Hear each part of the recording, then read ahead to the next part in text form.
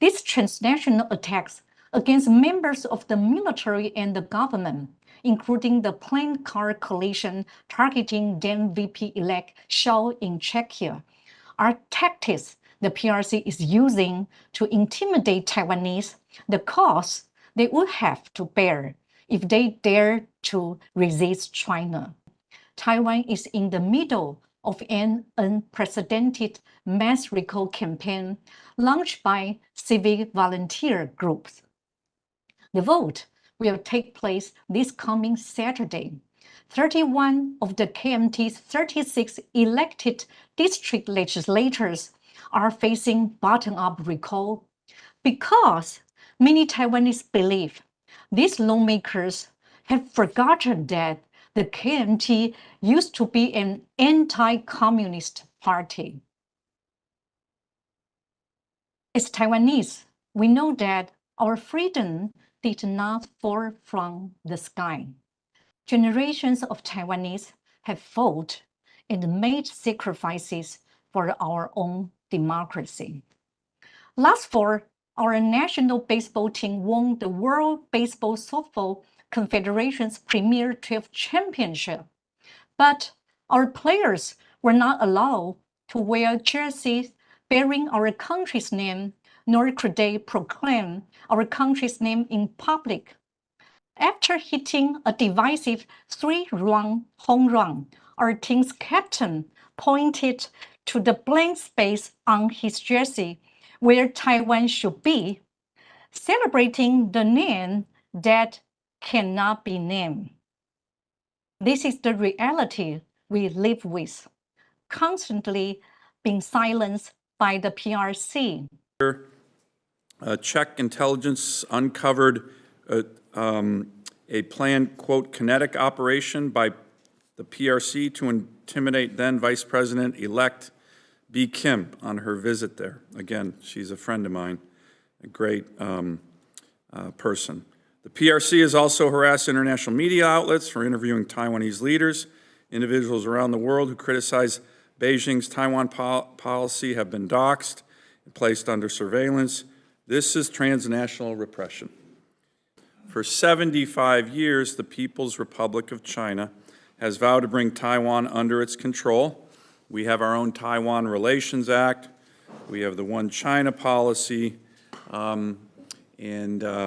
However, in recent years, that pressure, not just, by the way, with regard to Taiwanese, but other people, including American citizens, has intensified and globalized, with Beijing not only targeting Taiwan across the strait, it is projecting intimidation across borders, institutions, using political transnational repression as tools of coercion among people across the globe.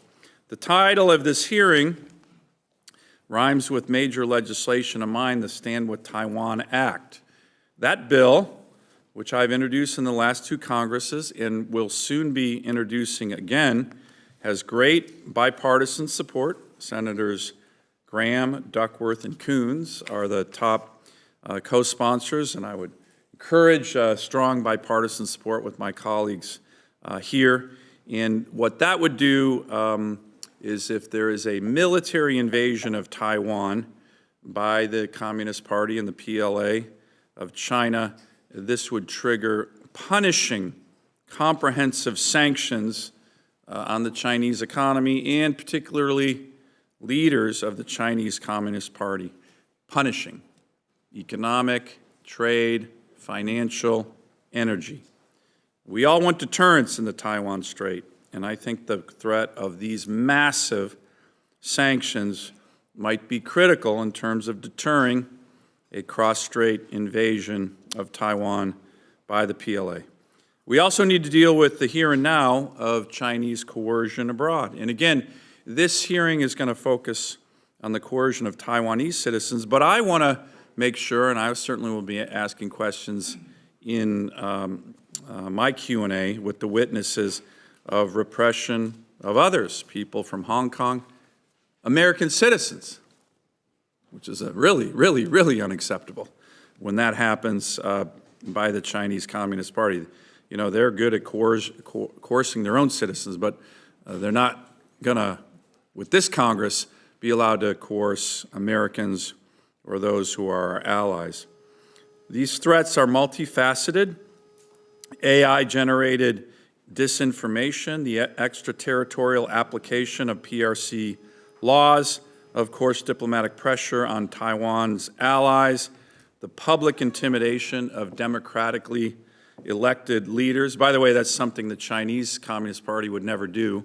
They'd never stand for election themselves. They fear their own people because they know they probably wouldn't get elected if they had to stand for elections. So that makes them nervous when there's people who actually stand for elections like we do. PRC is also attempting to rewrite international norms, distorting UN General Assembly Resolution 2758 and pressuring countries to embrace Beijing's view that all necessary measures it might use to achieve unification with regard to Taiwan. Most disturbingly, the PRC has labeled Taiwan's vice president, who I know well and is a good friend of mine, and other officials as obstinate Taiwan independence diehards, threatening them with life imprisonment or worse. It has declared any Taiwanese citizen, including those living abroad, can be punished under PRC law. In a closed-door meeting earlier this year, senior CCP officials Wang Huing reportedly called for a global expansion of these intimidation tactics. According to credible reporting, Wang instructed embassies and security services, hopefully they're not doing it here in America, but they probably are, to implement, quote, proactive intimidation against so-called radical Taiwanese independence advocates worldwide, including in the United States of America. These are not abstract threats. Last year, Czech intelligence uncovered a planned, quote, kinetic operation by the PRC to intimidate then Vice President-elect B. Kim on her visit there. Again, she's a friend of mine, a great person. The PRC has also harassed international media outlets for interviewing Taiwanese leaders. Individuals around the world who criticize Beijing's Taiwan policy have been doxxed and placed under surveillance. This is transnational repression. I am honored to welcome Ms. Fan Yun, a member of the legislature of Taiwan. She will be zooming in with us, I believe, for the Democratic Progressive Party, who joins us virtually from Taiwan. And has been a champion of democracy for decades, participating in various pro-democracy movements in Taiwan, including the 1990 Wild Lily Students Movement and the 2014 Sunflower Movement. She is also currently serves as an advisor for Democracy Without Borders and is a member of the Interparliamentarian Alliance on China. So without further ado, hopefully we have the connection here. Virtually, we'll have MP Fan with her testimony. I would also like to thank the U.S. Congress and administration for your long-standing bipartisan support for Taiwan. Last fall, our national baseball team won the World Baseball Softball Confederation's Premier 12 Championship, but our players were not allowed to wear jerseys bearing our country's name, nor could they proclaim our country's name in public. After hitting a divisive 3-run home run, our team's captain pointed to the blank space on his jersey where Taiwan should be, celebrating the name that cannot be named. This is the reality we live with, constantly being silenced by the PRC. However, enduring such political warfare has also built up our capacity to resist. As the title of this hearing suggests, in addition to growing military threats and economic coercion, the PRC's political warfare against Taiwan has also escalated. Their tactics include manipulation of international laws, united front work activities, espionage, infiltration, and disinformation campaigns. In terms of lawfare, the PRC has twisted the UN Resolution 2758 for political propaganda in the international arena. They not only aim to suppress Taiwan's participation in various international organizations, but also seeks to legitimize the use of force to annex Taiwan. In addition, the Taiwan has intensified its united front and infiltration efforts within Taiwan. According to our National Security Bureau, the number of spy activity indictments in 2024 was 4 times higher than in 2021, rising from 16 to 64.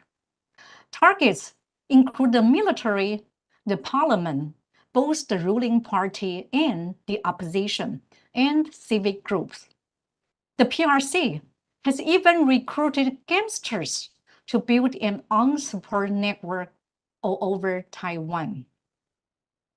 The PRC has also established united front organizations in Taiwan to invite religious groups, village chiefs, and college students on heavily subsidized trips to China.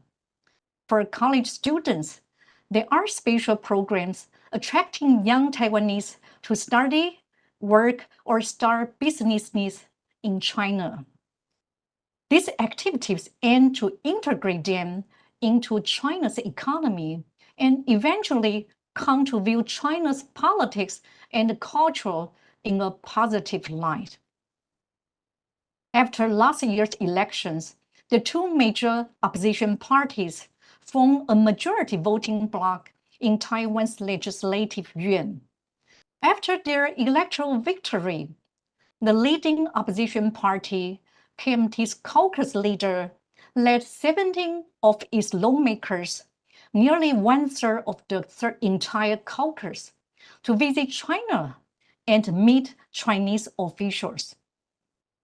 Shortly thereafter, the KMT, along with the TPP, rushed to put through a series of unconstitutional bills, prevented the national security legal amendments from proceeding to a first reading, and froze or slashed the national defense budget without proper justification. Many Taiwanese believe these actions show how pro-China forces are exploiting Taiwan's democratic mechanisms to undermine both its sovereignty and democracy. In terms of disinformation, our National Security Bureau reported that messages with China's influence increased from 1.3 million in 2023 to 2.2 million in 2024, being spread through newspapers and TV stations, as well as social media platforms such as TikTok. According to a think tank GTI, some media outlets have received direct instructions from the CCP's Taiwan Affairs Office regarding news coverage and editorial commentary. The PRC also funds Taiwanese influencers to produce content in China that align with its political agenda. What's the goal of the PRC's political warfare? Firstly, it seeks to distort the world's understanding of Taiwan, specifically by framing cross-strait conflicts as a domestic issue to isolate Taiwan. Secondly, the PRC works to erode Taiwanese people's confidence in the United States. A recent poll found that TikTok users in Taiwan are more likely to view China favorably and more likely to believe that a pro-USA government might provoke war.